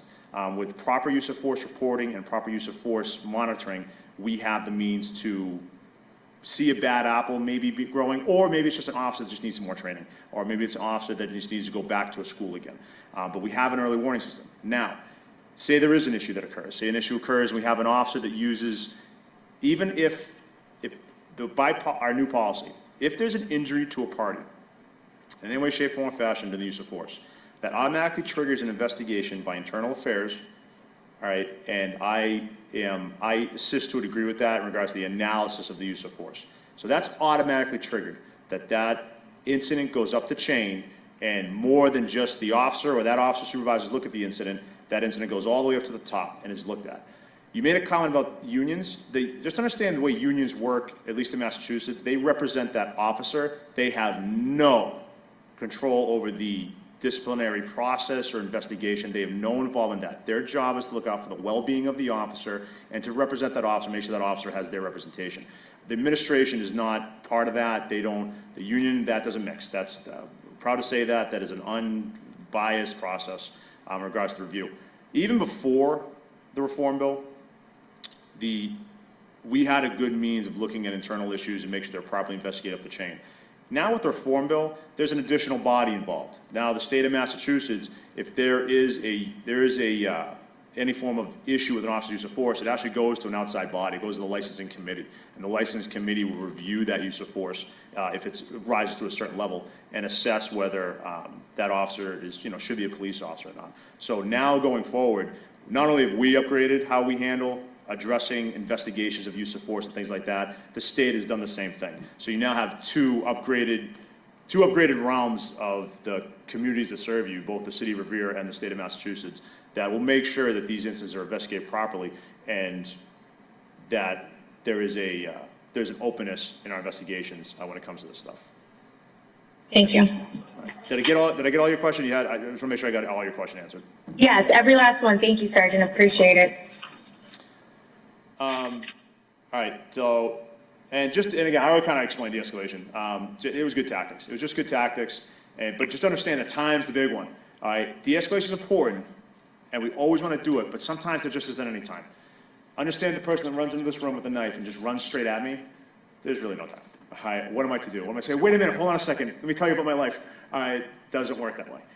So there is a realm when you can, and then there's a realm when you can't.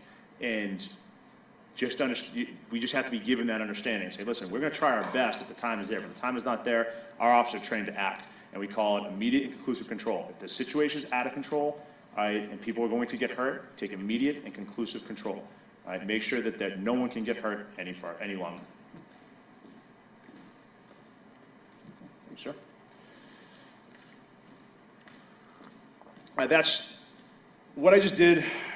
That's what a police officer gets in 80 hours in the academy. All right, that's 80 hours. Like, I try to dumb it down. I try to get it as concise as I could. Obviously, I ramble on a little bit, but I just wanted to give you that. Just a foundation of what Massachusetts police officers get and your Revere police officers get. Now, let's get into the policy stuff. As I do that, though, I want to give you a foundation of what we get for training in a given year and what our base training is and what your police officers will get over their career. First off, what is training? Understand I use two terms, use of force and defensive tactics. They're both kind of the same. Just understand that use of force training is going to be your why and your when. Why I do something, when I do something, and your defensive tactics is basically how we do it. So teaching a police officer how to punch, there's a way to properly punch. There's a way to properly spray. There's a way to block and defend yourself. That's DTs, we call it, or defensive tactics. The de-escalation stuff and the when you can, the pyramid, that is your use of force. And they're interchangeable with us. I'm an instructor for both, and we teach both together because they both go together. So our guidance, it comes from the Massachusetts Criminal Justice Training Council. We call it the MPTC. The MPTC has been around for quite a long time. They're actually transitioning to be the licensing body now. Before they were a recommending body, so departments were recommended to follow them. They're now the regulating body. So now we always have followed them. We do exactly what the MPTC has told us to do, but agencies didn't have to do it. Now every agency in Massachusetts must follow the MPTC and their guidelines. I've been an MPT instructor since 2008 in various subjects. The other thing that guides our office is department policy. So they have state training, and then we have our department policy, which guides how we do things. Initially in the academy, an officer is going to get 80 hours of use of force and defensive tactics training. It's usually broken up in different ways, different academies. Some academies is once a week. Some academies, they do all the weeks together. But the total for Massachusetts is 80 hours that they'll get in the academy. In addition to those 80 hours, they receive an additional 40 hours on firearms, specifically how to use firearms. Within firearms, there's additional use of force training about lethal force. That 40 hours is doubled because of the incorporation of the patrol rifles. So now with the patrol rifles, there's an additional 40 hours that officers get. So now you're talking 80 hours for the use of force and 80 hours of the firearms training. Once they graduate the academy, personal opinion, this is very lacking what you're about to see, in my opinion. Officers get at most, our agency, the state of Massachusetts used to do 8 hours. When budgets went bad a couple years ago, when things had issues with the state with budgeting, the state dropped that mandate to 4 hours. And we've been back and forth that 4 hours at times. The Rear Police Department, we have kept it at 8. We never changed it. The chief was on board with that. That has never been an issue. All right, we keep it at 8, but still, it's just 8. It's 8 hours a year of defensive tactics and use of force training. And that's all the officer gets yearly. They will then get an additional 8 hours of firearms training for the pistol, and those that are certified on the patrol rifle will get an additional 8 hours on the patrol rifle. So that is the max of the use of force. Go ahead. I have a question regarding the training. Is it on the screen or is it practical application? You jumped ahead again. You know, that's one thing we've self-looked at about what we can do better. Usually it's split. So it's classroom style, like we watch videos, we talk, we review all the rules, policy, and things like that. Then we go out and we do hands-on stuff. So we always practice proper handcuffing techniques. A couple years ago, the state mandated a knife block, how to protect ourselves against knife attacks. And we went outside with rubber knives and we practiced that. Going forward though, I'm not gonna jump ahead, I'll get to that when I get to it, but we wanna incorporate much more simulation training, as in scenario-based training with our officers. We call shoot, no shoot scenarios, where officers are using their actual brain to assess and make decisions under stress. And I'll talk about that more in a minute. So as we go forward, the past 5 years, we talked about this earlier already, crisis intervention. All right, we've been sending people to crisis intervention, and we'll continue to explore those. I kind of already went into depth about that. We've been very, very good with our mental health stuff. And we're going to get better. Literally last night, I saw a post, because we get flyers by email, and it's constant. All the training people, I get all the stuff. And some stuff is just, our people don't need that. And some stuff, you're like, oh, that looks good. And there's a new one that came out for de-escalation. It's called de-escalation and mental health. Never seen anything labeled like that. So I actually have the flyers come my way. And I plan on sending, if it looks good, I always like to send like a test of 5 officers to it to see if it's a good class. They come back, and if they give me a thumbs up, then I start sending more to the next classes. So, and I've discussed this. I've gone off to, our training staff has gone off to different de-escalation schools, instructor schools, and things like that. And that will be an incorporated yearly thing. We'll be incorporating de-escalation to every single year of use of force. That's never going to change. We've been doing it that way anyways, and I have no intention of ever taking, why would you take de-escalation away? De-escalation is the only thing we have to prevent us from having to use violence when we don't want to. So that will definitely stay incorporated going forward. Now to get back to your question, you asked, more scenario-based training is going to be incorporated. As we assess what we can do better, we're putting a lot of money into ways we can get away from, we'll say, the classroom and get it hands-on more. To have an officer have to deal with an actor and have to decide and make decisions under stress, that's important. That stems into simply doing a scenario where you have an agitated person that's acting like they're intoxicated, or there's a mental health issue, and the officer working through the different options they have to talk to that person and exercise de-escalation. That then extends into even firearms. So giving officers what we call simunition guns. They're blue guns that fire paint bullets. What that does is, it's very important. So you might think it's fun and games. It's not, because they hurt and it causes stress. Officers do not like to get hit by those things, and it causes them to stress out. What we do is we'll do things like car stop scenarios, where they walk up and they're afraid, am I gonna get shot at this one, or am I not gonna get shot at this one? And they go through the process, and then the role player points a cell phone at them when they get agitated. That officer has to make a decision real quick and realize, okay, oh, it's just a cell phone. All right, and that's what we call shoot, no shoot. We gotta get the officer stressed out, though, to do that. And that's where we need more hands-on. That's more manpower intensive for training. And classroom's easy. It's easy to just put a PowerPoint together and have officers sit there. But are they really getting anything out of that? Not as much as they are as they're outside, moving around, thinking, making decisions. Not only that, officers can make mistakes in training, and that's okay. You can accidentally do stuff in training and like, oh, I screwed up, didn't I? I go, yeah, you did, you screwed up. That's okay, you learn, because then that's a little checkbox in your toolbox that when you actually see this in real life, you go, oh, I've seen this before, I've done this before. So simulation training is gonna be a push going forward. We're gonna push this hard and get our officers those little mental hours of dealing with this stuff before they actually really see this stuff. We're going to be trying to get more funds involved with trying to get more hours. Even if we get 4 more hours a year, even 4 more hours a year would be hugely beneficial. We could do, instead we do class for 4 hours and we do 8 hours of hands-on. That'd be extremely beneficial compared to what they've already had. So we're working to get more hours per year on our belt. I'm also exploring virtual. Right now, there's a huge push of virtual reality systems that have come out, and it's amazing, the stuff I've seen. And the technology is insane. There's 3 screens, and you're standing there in a box, and then stuff is presented to you, and you act upon those scenarios. It's amazing technology, and it's becoming much more affordable. So we're looking to explore that as well to see if we can get those systems in. And because that's great, because then you can just have officers coming off the road and go, I need that officer for 1 hour. And you get that officer for an hour, you run them through some scenarios in the computer, and then they go back out on the road. And then you log in those hours with those officers, and it's sustainable training. So that's something we want to do progressing forward with our training. Now, with some of you are like, oh, finally he's got there. Policy, all right? So let's talk about our policy and our additions to our policy. As of July, we have switched our policies. We have now adopted our new policy. We've been working on this for months. We opened this up and decided to go with a new policy back in the fall. We have picked this apart word by word, and I mean word by word, and assessed the best possible policy. We've looked at policies from across the country, from across this region. We've taken, once the reform bill came out in January, we immediately paused, went through the 129 pages of the reform bill, and made sure we incorporated everything we had to incorporate from that reform bill. And assessed what the best practice was. We compared our policy to other agencies to make sure we weren't overreacting or underreacting. And I love our policy, the new one that we just came out with. I think we have something going forward that's going to last for a while, and that we can also transition and build upon what we have and add to it when needed, when new things come out or we learn more. So, first, go ahead. I'm a policy nerd, so my question is the policy public?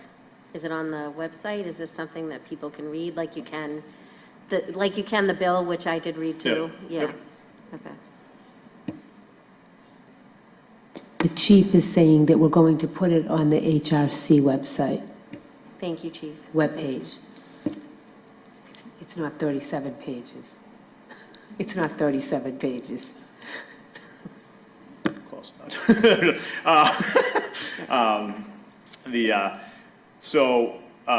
Progressing forward, first and foremost, one of the bigger initial sections is going to be mental health. First time we've added a mental health section. So we actually we've created an area where we discuss mental health in policy, and the actual title of it is Encounters with Minors, Emotionally Disturbed, Mentally Ill, and Physically Disabled Persons. What it is, the section is, it's a guidance piece. It gives officers, it's basically a giant list of more options officers have.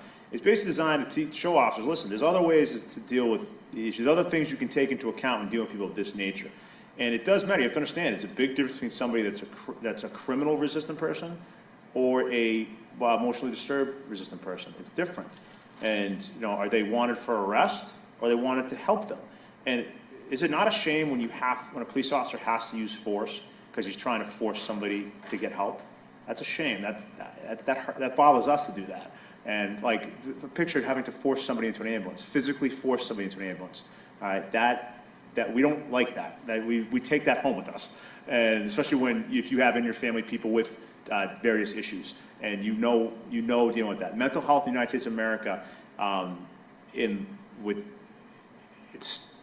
we could do so much better, and we don't.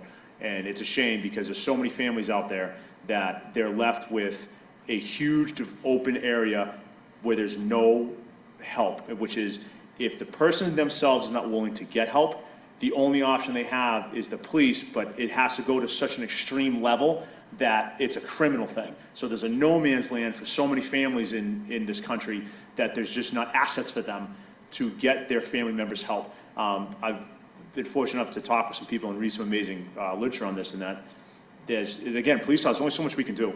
And, we like when people come out to us and they offer us resources. Say, hey, listen, just, here's my card. You can offer this to people. And we love that because we keep those cards and hey, listen, there's nothing I can do about this. But that being said, reach out to these people here. They might be able to help you. We've now incorporated a section in our policy that'll help with that. We do focus with the mental health stuff, the policy in a push for de-escalation. And in the end, if you do not need to act, if there is not a time, if they're not crawling over, they're not trying to run into traffic, if they're not trying to actively hurt somebody else or themselves, then add time, add more time, calm the situation down. And even in there, if we have the resources to get it, if we have access to, say, a mental health professional, get a mental health professional in there. And we add those options for officers now within that policy. So next one, de-escalation. I already kind of gone the detail general of it, but let's talk about our policy, all right? Within our policy, it states this: de-escalation, the definition within the Revere Police Department's policy is proactive actions and approaches used by an officer to stabilize a law enforcement situation so that more time, options, and resources are available to gain a person's voluntary compliance and to reduce or eliminate the need to use force, including but not limited to verbal persuasion, warnings, slowing down the pace of an incident, waiting out a person, creating distance between the officer and a threat, and requesting additional resources to resolve the incident, including but not limited to calling in a medical or licensed mental health professionals as defined in subsection of Massachusetts General Law to address a potential medical or mental health crisis. That's the definition we use to label what the escalation is for our officers. How we tell officers to use the escalation: an officer will not use force unless de-escalation tactics have been attempted and failed or are not feasible based on the totality of circumstances. And again, to defend my officers, it needs to be clear. If the person comes in this corner of this door with a knife and he runs right at me as fast as possible, I don't have any de-escalation I can pull. I can't, I'm not the best jumper. If I can jump over here and get on the other side of this and throw the chief in front of me, I'll do that, but I probably not be able to. I'm probably gonna have to deal with this situation immediately and conclusively because I don't have any time. Versus the subject comes in here and he stands there. Now, this applies, and I have time, and I can start utilizing time. So just understand that. And go ahead. So just looking at the way that the time for the trainings are split up and the sheer disparity. So for an example, and I know that you've acknowledged that you guys are fighting for more time as far as the practical application with scenarios, such as like ways that officers can de-escalate. But it seems as if the bulk of the training is, firearm, for obvious reasons of the nature. But is there a reason why there's such a disparity? Because it seems like the majority of the work that police officers do is de-escalation, is maintaining the peace, and they don't necessarily fire as often. So is there a reason why more time is focused on firearms versus the necessary de-escalation? And also, how often are rifles deployed, and what would you guys use that for? So when it comes down to firearms, you have to understand this. The way we look at it, it's even. At this point, we're an even. We're an equal amount of time with defensive tactics and equal amount of time with firearms. The thing with firearms is that the improper use of a firearm, anytime a firearm is used, anytime a firearm is deployed, if it's not accurately fired, innocent people can die. And that is the mentality being that's a lethal force. So lethal force is such a totality of those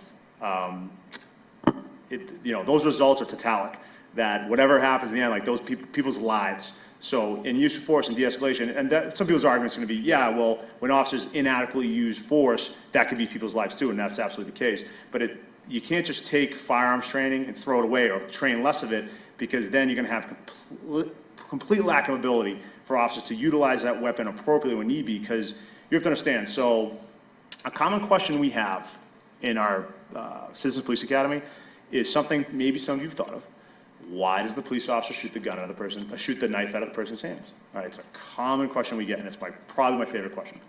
And I get upset when someone doesn't ask it. Shooting a firearm is extremely difficult, and most officers are not the best shots, and you have to understand how hard it is to train someone to shoot a gun that is not a gun person.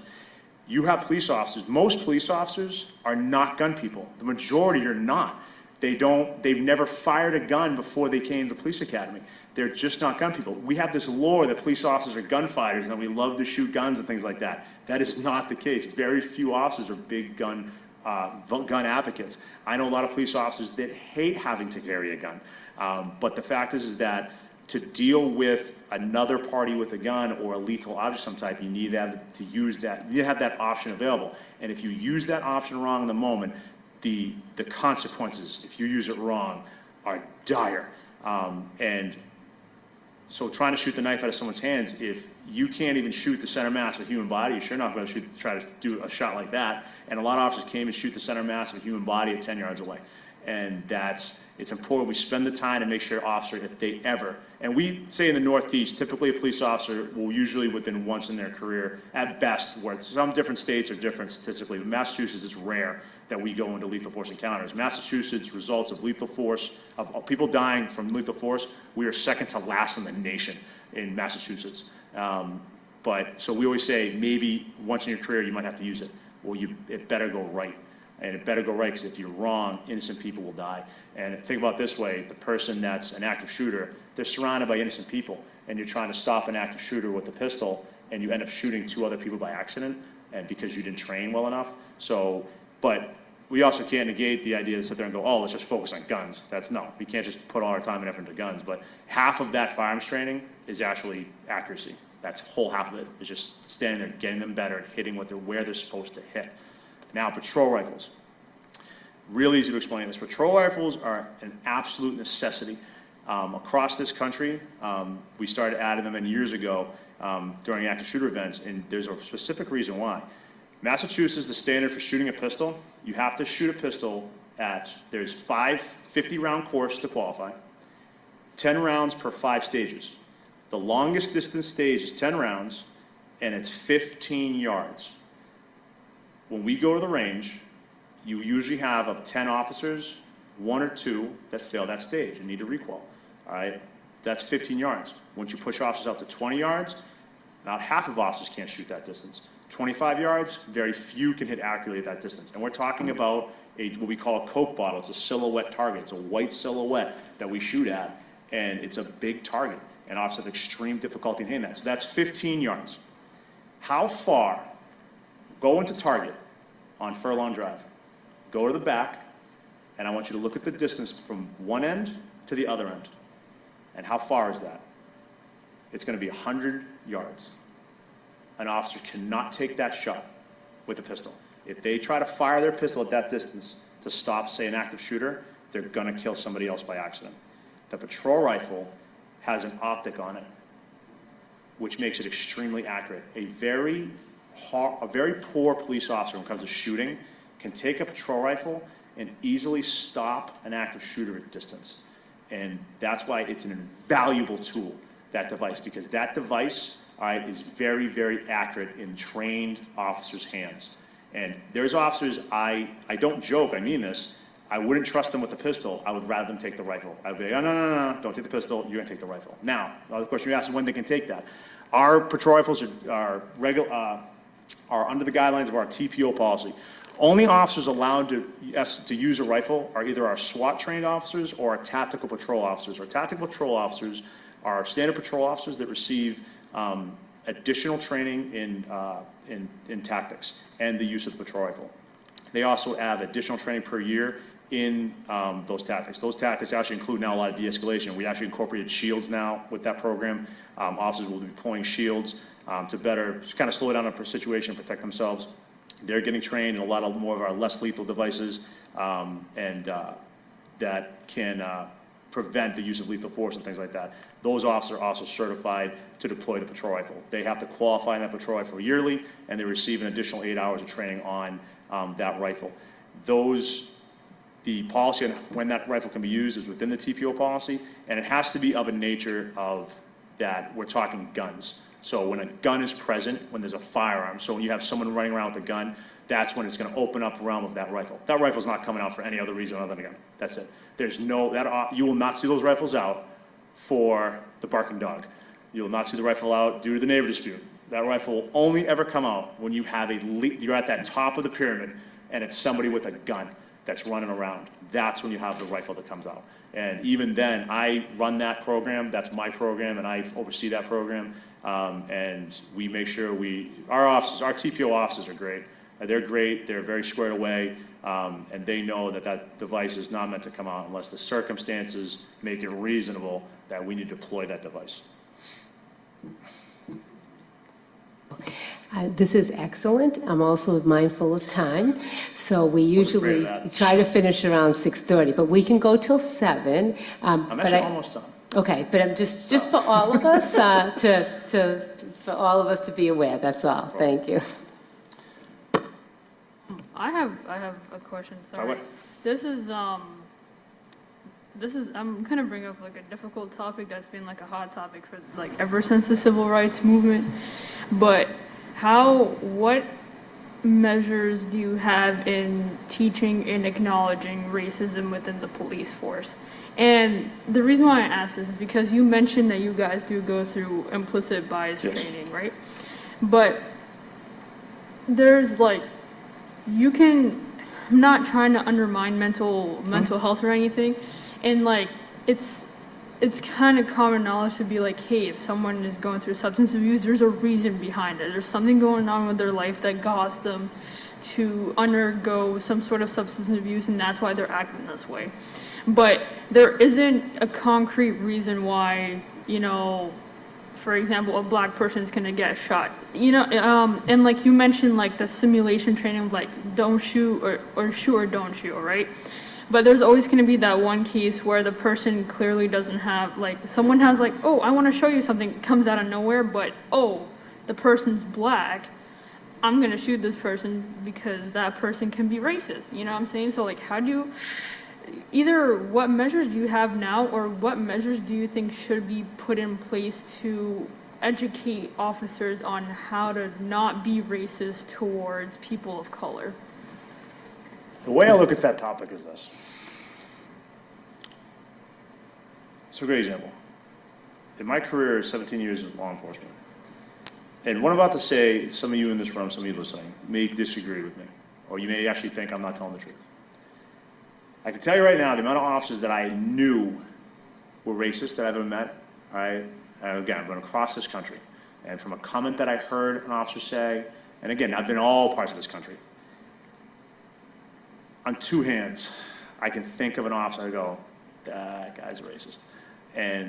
But again, I just might not know. I might be naive. My detector for it might not be there, that I might not be detecting it. So now let's fast forward, how do we train that? I would assume some would agree that our views of racism can be by our own motivated, our own opinion, like it's our own flavor. Like what I think racism is, what you think racism is, and there's like, it's not like what is racism? It's like there's a black and white in regards to what exactly it is, and like culturally speaking, like my family grew up in Hyde Park and are heavily Irish, and I remember my great-grandfather once made a comment watching a football game, and I was shocked. And I looked at my uncle, and my uncle looked at me, and he just shook his head. And it was a generational gap. And I was shocked by that. As my grandfather, I loved him. And I was like, how did he just say what he just said? So now the police officer, you just said train them. Can you train a human being to not be racist? I think it starts with the hiring. I think we need to detect this stuff and prevent them from ever touching our ranks. If we find out a police officer is racist, they shouldn't be a police officer. in my opinion. All right, we don't, how do you train that? Now, yes, you can train biases. All right, I may not understand and say, listen, because your culture bring, like, I can understand, like, okay, well, maybe I might favor this or favor that. Maybe I can say, or maybe because I understand the way a certain culture dresses.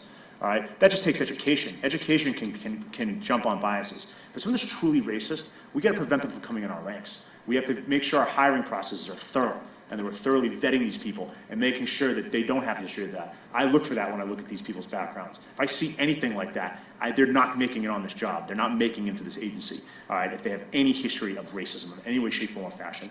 All right, well, I'm fortunate. I came from the town I used to work for was a nice little suburb town. It was very nice. It was very quaint. All right, I came here, and in that town I was in, it was 92% white.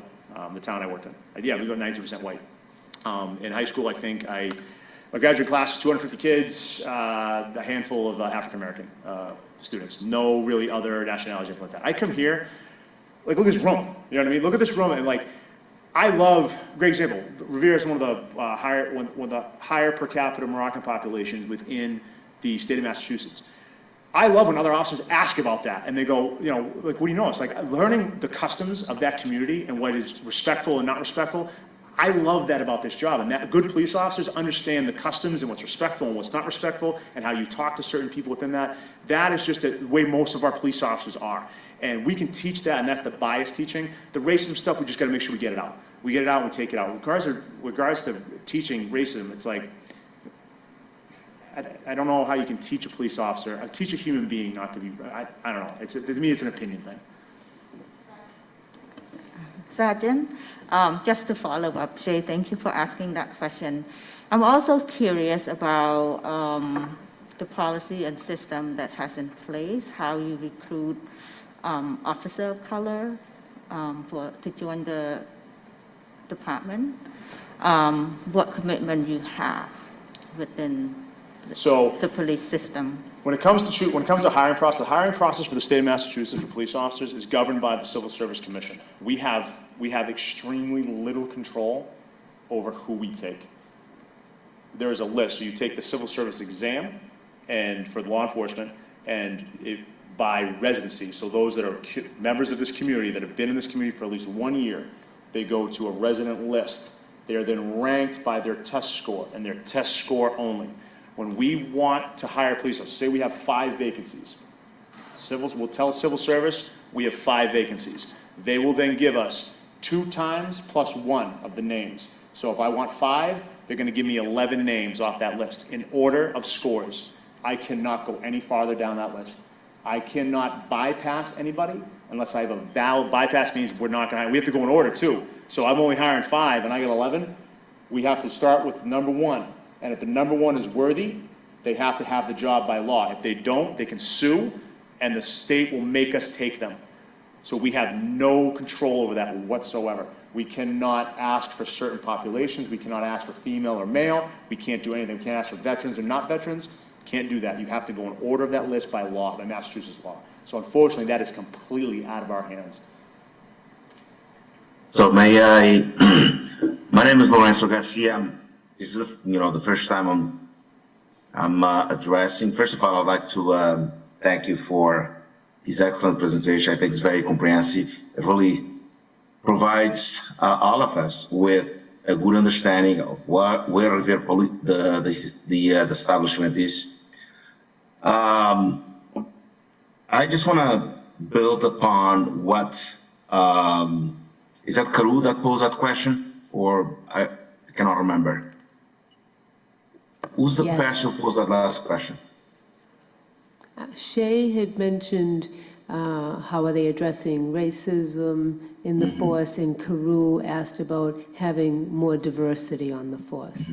Yeah, so I'd like to build upon those 2 things. First, if we look at the demographics of our city in Revere, whites continue to be the majority, there's no doubt about it. Then you have certainly a significant number of immigrant population. And we also have, if you look at our school system, the minority students have become the majority. So, and we know that most of the incidents that takes place in our community, society in general, usually those incidents come from youth and, young people in general. And obviously, the last comment that I heard from you in terms of hiring and diversification of the police force, obviously I hear what you're saying, but it's kind of troubling. And I'm going to tell you why. And I would like you to understand where I'm coming from. This is where local politicians, the office of the mayor, and we should really put a lot of pressure on that, because test scores have proven, time and time again. We see that in our school department, even with our children. Although it's a metric, it's an important metric to determine how people are qualified and where they're coming from, the skills they have, and so on and so forth.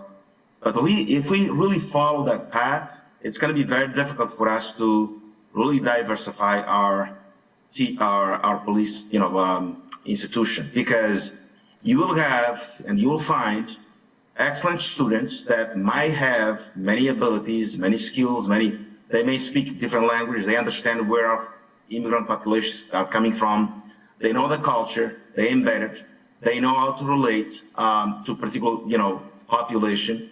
And those qualities, unfortunately, we know that many white police officers don't have those qualities. You may have all the training they may receive, which is great. We welcome those things.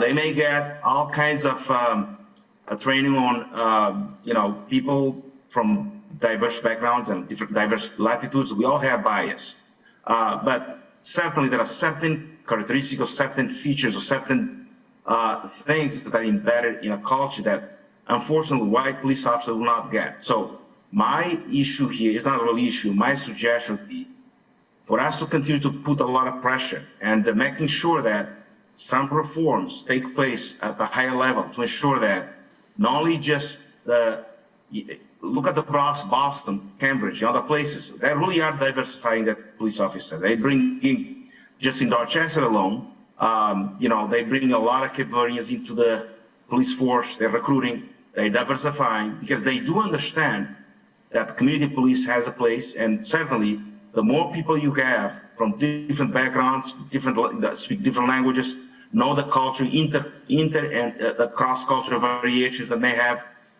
happen in many groups. Those things are important in terms of de-escalation or de-escalating situations that could be part of the culture, and those things happen all the time, where people have cultures that are not cultural norm, that have experiences that are not culture normed in the U.S. And those type of things lead to major issues with the police, with the court system, et cetera, et cetera. So I just want to bring that up because I thought that the question that these two questions that these two commissioners have posed, those are relevant questions if in fact we are serious about diversifying our police institutions, also making sure that we have a force that's culturally and linguistically competent, that can really understand where immigrant families and other minority populations, Black, Latino, Asian, are coming from, so that, because that will be actually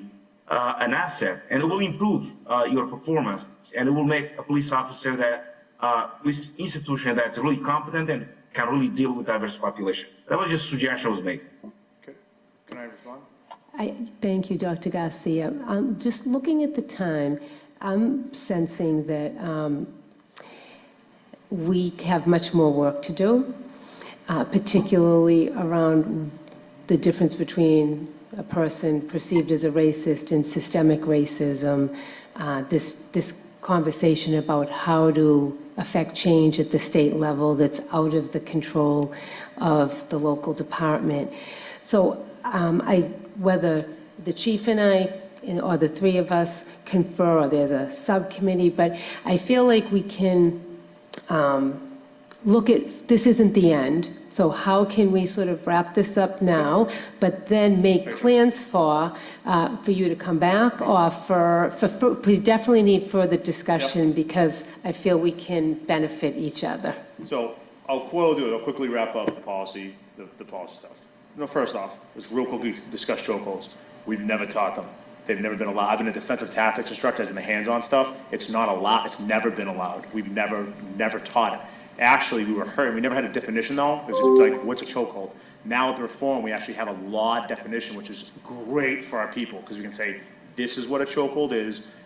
Again, no, we can't do it. But we always taught it. It wasn't in policy. Now we've upgraded. We put it into actual words in policy. So that's in there now. Again, we never taught it, but it was practice. So now we're like, all right, let's policy it. So we put that in there. Officer bystander liability is a big one. We're trying to make sure that officers are aware. We've been teaching, it's a case Commonwealth versus Adams, that we've taught officers since about 2015, that if just because you didn't apply the force, if it's wrong force, you did nothing to stop it, you are just as culpable as your officers did it. We've been teaching that since 2015. But again, we've been teaching it. It's in practice, and it's a tenet of Massachusetts use of force training. Now we, in the Revere Police Department, we put it into policy. We added into our policy that now the department, by policy, all right, officers are just as culpable, all right, if they refuse to stop that. We have a duty to stop what we believe to be excessive force, all right, from what we see. Per our policy, it states this: an officer observes another officer using physical force, including deadly force, beyond which is necessary, objectively reasonable, based on the totality of circumstances, shall intervene to prevent the use of unreasonable force, unless intervening will result in imminent harm to the officer or other identifiable individual. Not only must the officer intervene, they have to report it. All right, they must file a report with their supervisor.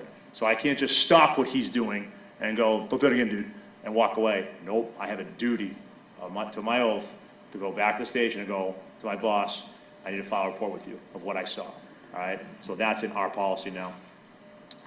Lastly, I already talked about this to a degree. Use of force reporting before, up to this point, we just put into narratives, which when we talked about the report, I showed up, I saw this. When we used force, we kept it in there. Now we're separating it and we're making its own form. We've actually had, I just got off the phone yesterday with the company. Most of the departments around here have gone to what's called Blue Team from a company called IA Pro. It's actually a computer app, and it allows us to select the boxes, which makes it quantifiable. And what it does is it gives an early warning system to supervisors if we have an officer that's statistically going off reasonableness. So as we see everybody else is around here, why is this officer using far more force? And it will alert us to that. Not only that, what it's going to offer the people of the city is we, when asked to, can give you a rundown. Chelsea does a very good job of this. They will give out at the end of the year, they go, this is the Chelsea Police Department use of force statistics. And they'll show the use of force statistics by race, color, sex, everything. And that's awesome. We love that too, because I talked about how you asked like how we feel. Let's look at the truth. The only way truth, the science is the truth. Like look at the numbers. If the numbers show something bad, let's fix it. If the numbers don't show something bad, don't accuse us of it. So the numbers is the only way. So this is going to allow us to do that. Our comprehensive use of force reporting. We can show you everything now. Lastly, something we included from the reform, but we had to do it. We don't have a huge problem with that here, but still it's good to have it. If we have planned demonstrations, there's a practice that we should follow, and that's just communication. Communicate with the groups that we know are going to be coming out, come up with contingency plans and make sure we try to keep it as peaceful as possible, all right, and that we negate the need to have to use force if we can. All right, and if we did have to use force to a protesting group or something like that, we have to file a report with the state of Massachusetts now. All right, so any department in Massachusetts that uses force, uses things like pepper spray or stuff like that during a protest, a report's got to be filed with the state. And not only that, they want to find out what we did beforehand to prevent that from having to happen. All right, so that keeps us accountable. That if we know a demonstration's coming, that we don't just sit there and go, we'll deal with it on the day of. Nope, this now mandates we will plan ahead of time to make sure that we take some steps to prevent any problems. In closing, I'm just going to read it. The Revere Police Department has and will continue to strive for better training, policy, and practice when it comes to use of force. We look forward to exploring more advanced and detailed areas of training as it pertains to mental health at risk populations, use of force, and de-escalation. As we proceed forward, better training and policy will aid our officers in better serving these people. We want to do better, all right? We've done great, in my opinion, but we can always do better and continue to do better. And the only thing is this, society will continue to change. So if we just stay stuck in the mud and do the way things we've always done, we're just gonna get bad. So we always need to adapt to the way society changes, what society asks of us, so that we can serve society the way society wants to be served. So we have always cared about this, we will continue to care about this, and we're gonna give the people whatever answers they need and why we do what we do and how we do what we do. So, I thank all you, everybody on Zoom, everybody here. I love this stuff. This is, if education is key in everything we do. So if people just ask the questions, we can solve the problems, and we can come to an understanding. And so I thank you for today, and I would love to come back anytime. Any of you have anything else of our department you want to ask about this stuff, or anything else that I might know of, I would love to come back and spend more time with you, so. Thank you. Thank you, Sergeant. Go ahead, Lynn. Thank you. I think I can probably speak for everyone to say thank you so much for your time. And all that you've put into this over your years as an officer and a sergeant. And I look forward to working with the chief, with you, getting more input from the rest of the members so we can decide really how can we work more collaboratively together, because I do believe we can help each other with education and communication. So thank you so much. And actually, just to touch on, and the gentleman that was speaking, Dr. Garcia. the doctor, I would like to talk to him again in the future. He had some amazing points, and I agree with him on a significant amount of what he said about how the hiring situation needs to be addressed. But he talked about the culture, and I need to let that be known. I'm a white police officer. I'm an Irish white police officer. I'm just shy of 70% Irish. I'm from Northern Ireland. My background is mainly a nice suburbia town. That's where I grew up. This is my first time in the city. The only way I'm able to deal with different groups is because I was taught how to. I was taught the customs of certain groups. In the end run, the people within the group, we need the officers from different groups so that they can, exactly as he said, help that group.